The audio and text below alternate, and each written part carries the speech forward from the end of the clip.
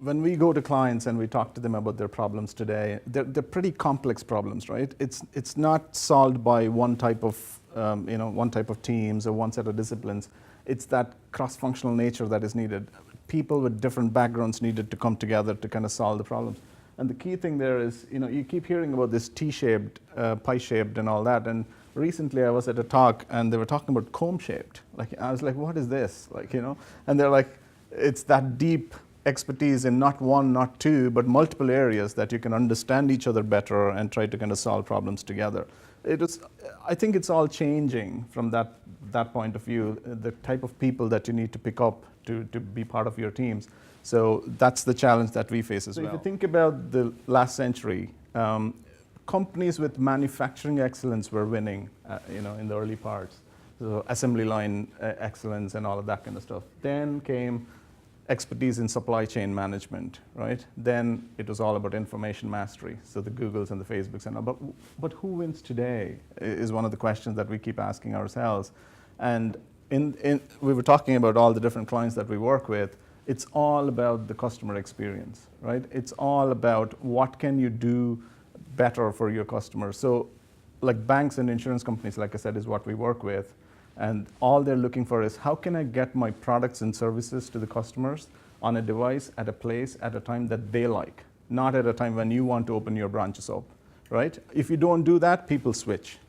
And the thing here is, it's the same with your area as well. Candidate. It's all about candidate experience. If they don't like that process of onboard or getting through that selection process or onboarding, why would they join the company, right? It's the same approach that we take to clients that we take for our candidates as well. It's all about the journey, right? When we talk about trying to go out and find the relevant talent and put them through an experience utilizing technology, it's all about experience.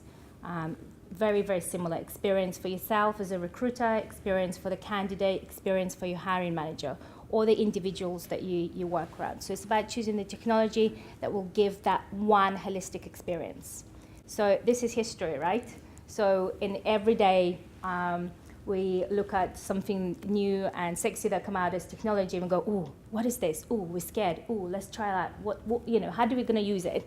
It's totally normal. It's reality because everyone went through it, starting from 1920s to all the way to now. There is always something new, something exciting. So the reason why we operate cross-functionally, and just to give you a bit of flavor, there is 9 of us that sit within the talent function in 2 disciplines. One is totally focused on employee experience, obviously after all the hiring has done, and then there is a team that focuses purely on recruitment, headhunting, sourcing, and I would say candidate experience.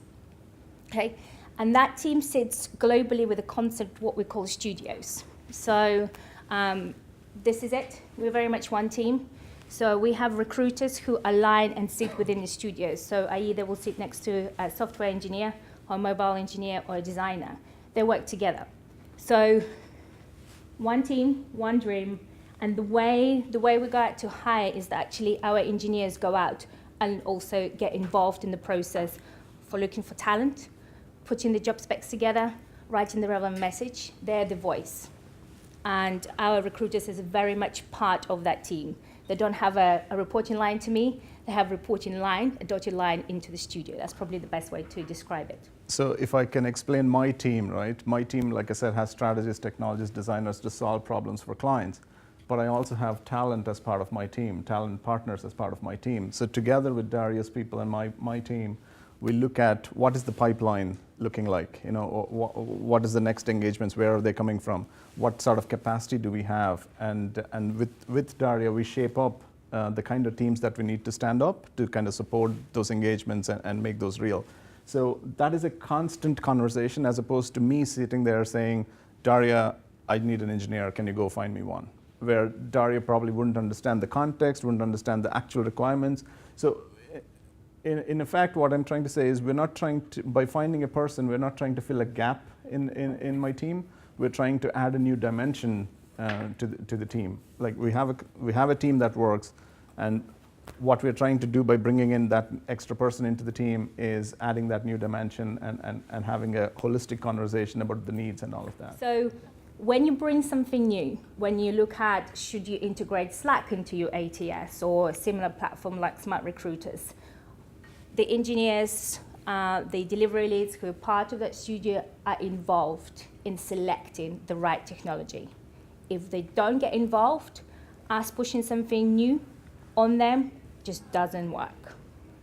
And I think that's the fundamental part of how we work as one team, and we are one team. So I don't sit in a traditional talent acquisition setup, and I'm a part of an organization with 160,000, and I don't sit in HR.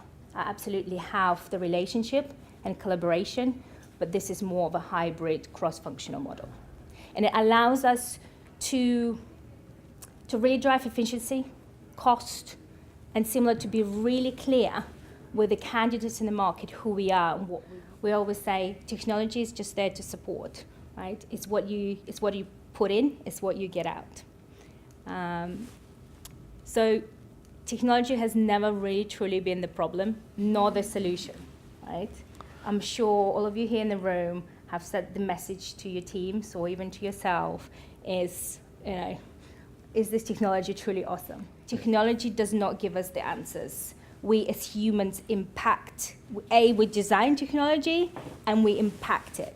So before you decide to jump into something that is exciting, like I said, shiny, or it's marketed to you, truly ask yourself and your team around you, all your users, is this going to be right for you?